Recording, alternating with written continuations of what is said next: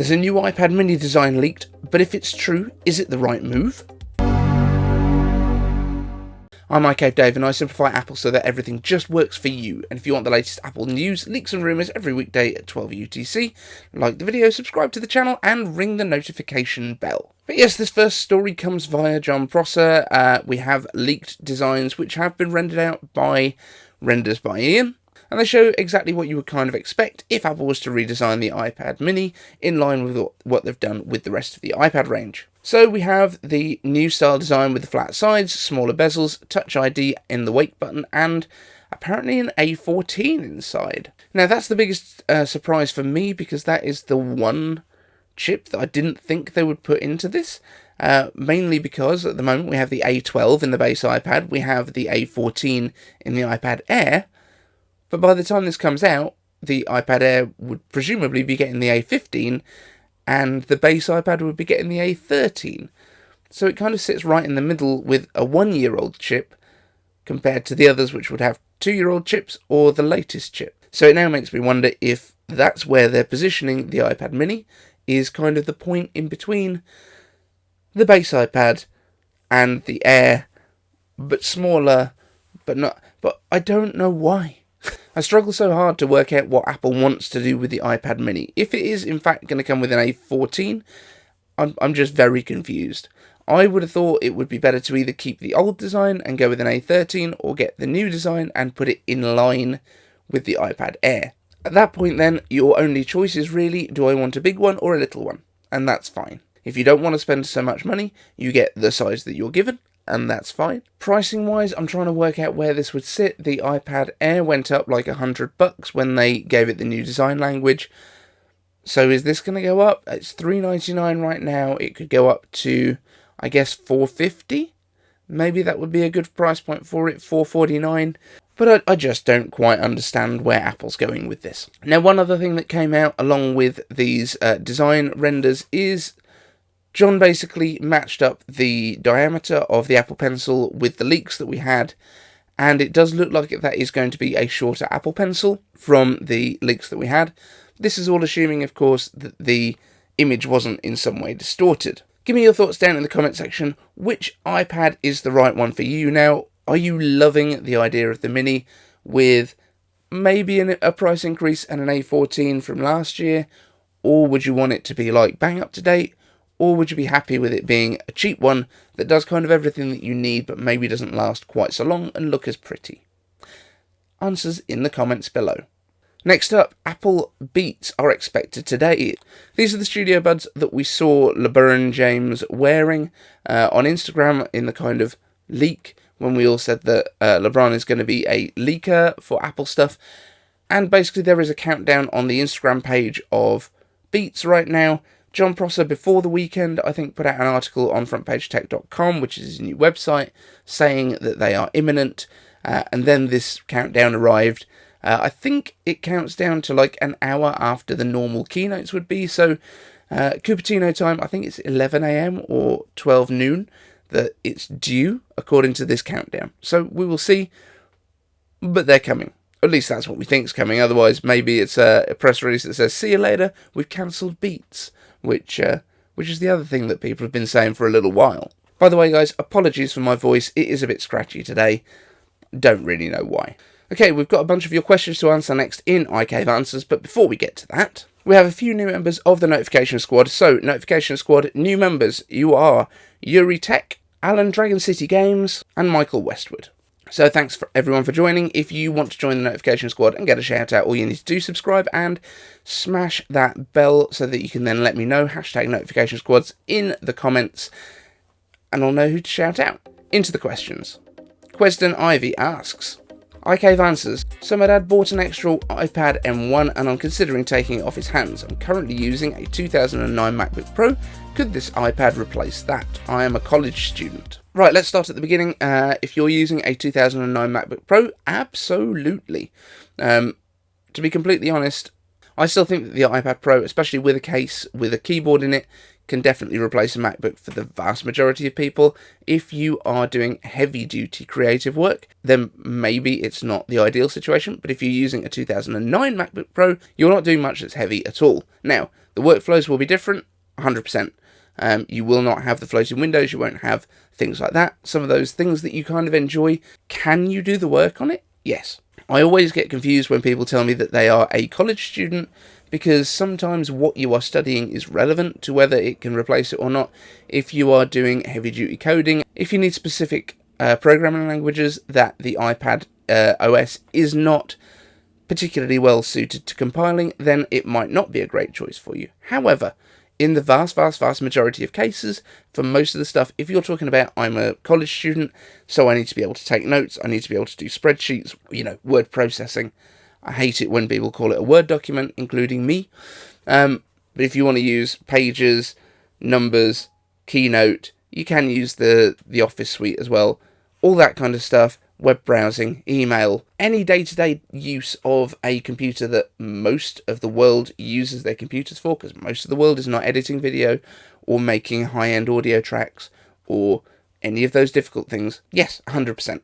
I think for probably 90% of people that use a computer, an iPad would be a better choice. James Apple asks, wait, is Siri having her job back? Siri is back on iCave. So yeah, we had Siri back on the last show, reading out the stuff that I didn't want to read out, basically. In the past, if you're confused, we used to have Siri read all of these questions so that it was in a different voice, and it just makes it kind of clear who is asking the questions, that it's not a question that I'm asking and then answering, because that would be weird. Siri does struggle with context, especially when people have kind of rushed a comment and there's spelling mistakes or typos in there. So that's the reason that I'm reading them again, even though my voice sucks today.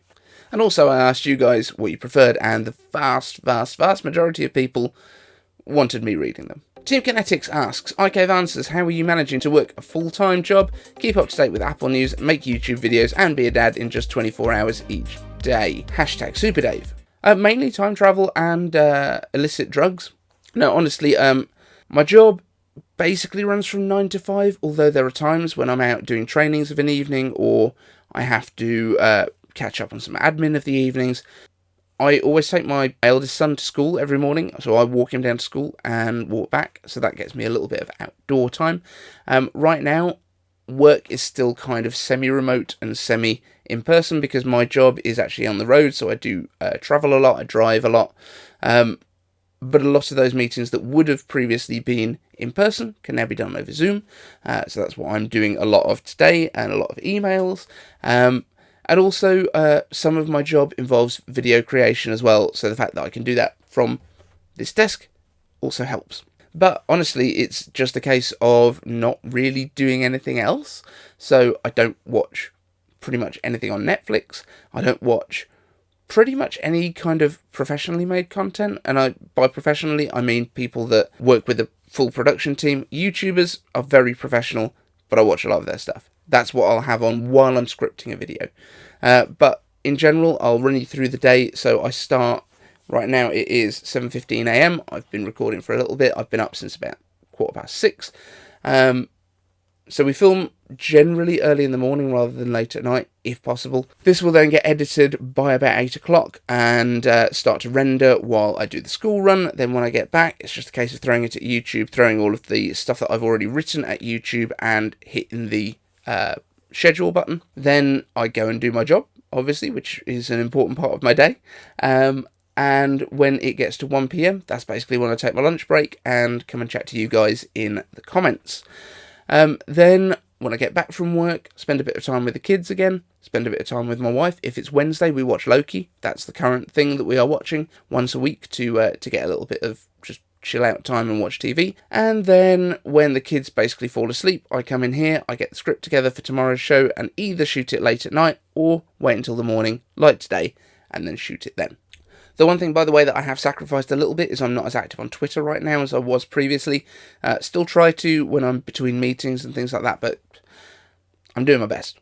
Marcinka Valchek asks, iCave Dave, hashtag iCave answers. I wonder how would the M1X in higher configurations fare in terms of power draw when compared to even older, like 2012 max. So power draw is going to be low. Even the older chips are probably, I don't even know. I never really paid attention to how much power Intel drew until very recently. The same with AMD chips. I know some of the really powerful ones go up to about 180 watts, but that's like server level stuff. But I think they go up to maybe like 70, 85 watts. I think that the M1X is probably going to be around about 35 watts, maybe 40 watts. So still about half of the energy draw, and still quite a lot more performance. Alan Dragon City Games asks, icave answers, will Apple bring an iOS app to Android and One UI devices because there's already a One UI OS app? I think I can confidently say that they will not be bringing iOS to Android. I think is One UI OS, is that the thing that Samsung brought out where you could basically like experience the pain of being on an Android phone in a browser? I think that was probably that. That's my best guess anyway. I don't really know what One UI OS is, but Apple ain't bringing iOS to Android. It doesn't. Why? Why would they? Why would you buy an iPhone if you could have it on an inferior bit of hardware from Android? I don't know. The Duke of Kidderminster asks, hashtag icave answers, are X series chips likely in future MacBook Airs, or will they stick to the base series of chips, i.e. M2, etc. for them? Great question. I'm pretty certain that the M series will stay in the Airs. There will be a version of the Mac Mini with that as well. There will probably still be a base iMac with that will carry on all the way through. I think that the MacBook Pros will probably all move to the MX series, so M1X, M2X, M3X, year by year. I'm still pretty sure that they're going to do all of these updates as an annual thing. We've already heard that there's the updated MacBook Air coming. Looks like that's probably going to be in October. So we'll get iPhones, watches in September, possibly also the iPad and iPad Air with the A13 and A15 respectively. Then it looks like we'll be getting our iPad Mini with A14 maybe in October alongside the bigger iMac. Apparently, this is what I'm hearing now, and the MacBook Air with its redesign and M2. I would guess at that point we would also get an M2 based Mac Mini. Not sure if that would be the new design or not. Depends if they do an M1X version before that, which I would think would probably get the design first if they do. Evan Rogers asks, icave answers, any chance that the future M series Mac Pro has a socketed user replaceable APU/SoC, assuming it would only fit Apple custom motherboards? A large socket, by my napkin calculations close in size to the current Intel Xeon, could allow for the full fat 40/128 core SoC that can be upgraded in future by buying the new chip without the system from Apple for a hefty sum, or will it be soldered and that's what you get forever? This is a really good question, and I would hope, now I don't think that it's going to be the chip itself that you replace. I think it will be that main board, but I think that the main board that the chip comes on, I think that the board that the chip comes on is basically going to be separated from your storage and some of the other stuff with the Mac Pros. I would assume that Apple will do some kind of replaceable board for this that you kind of slot into like a carrier board of some sort that basically attaches to your I/O, and that your cooling solution and that kind of thing would stay in situ, and maybe you get 4 years of upgradable CPU, SoC, AOC, APU, whatever they're going to call it. It's very confusing. But yes, I think because we're looking most likely at getting 2 or 4 M1Xs or M2Xs or whatever it turns out to be by that point, built into a single board, I think that board will probably be replaceable. I don't think it will be the socketed SoC itself, but I think that the whole board that it comes on will be replaceable onto a carrier board that communicates with all your I/O, your power, all that sort of stuff. So think slightly more like a PowerPC G5 Power Mac, where the processors are on their own boards that kind of slot in, so you can have 1 or 2 of those boards. So maybe, in fact, you actually get boards that have 2 M1Xs on them, and then you can possibly have 2 of those boards plugged in. Not quite sure, but that's what I would guess at. But I do think this is the one Apple Silicon system where you might get some upgradability. but it might also be that you have to take it into Apple to get the upgrade done. Jim McKinn's Boylan asks, iCave answers, hi Dave, now that WWDC is over and done with, when do you reasonably expect the 2021 iPad Pro and the 30-32-inch iMac to be announced and available? The 2021 iPad Pro is already available, Jim. That was April, so that's already out there. The 30-32-inch iMac, as I've said in an earlier question, I believe that's going to be October now. That is actually my thoughts on that, which is quite disappointing, but I think we are going to get the MacBook Pros before that, and probably the Mac Mini with M1X. Maybe those three come out together, and then that iMac is a little bit later. It's disappointing, but that's when I expect it. If you're saying iPad Pros meaning Mac Pros, I'm going to say obviously the iPad Pros are already out there. Mac Pro, I think we might get a glimpse of it, and then maybe around December. And then I think the Intel version, the final Intel Mac Pro, probably released just at WWDC, because at WWDC? What am I talking about?